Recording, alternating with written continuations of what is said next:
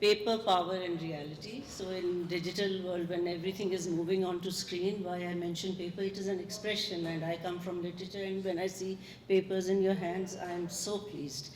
Um, on paper, courses are offered. They look great. Various titles are there, and outlines describe what students will be studying. But reality is, and power of course is related to literature. Literature has power to do so much.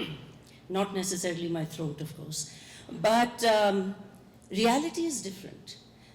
Courses are offered, they come to us, we prepare, late spring, study, all excited, what works can I bring to students and so on, and find books, newer books, Nobel Prize winning or not, from some remote corner or not, and then comes a message that due to low enrollment, course has been cancelled. So that is the reality.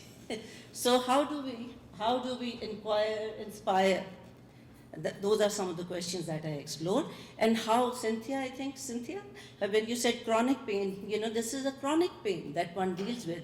My respective department chairs over the years have heard this from me again and again, that how do we offer these courses? So I share with you a quote from a student, and that's what I'm going to read so that I do not misquote at all. Student has identified in response to an opening survey that that they have only studied British literature, Victorian, Renaissance, Enlightenment eras, and I'm going to quote here.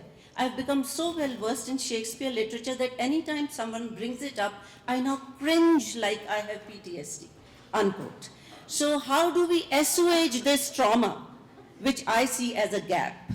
So how do we allow world literature, South Asian diaspora, and through that African literature and Chilean or Peruvian literature to come to our classes? Thank you.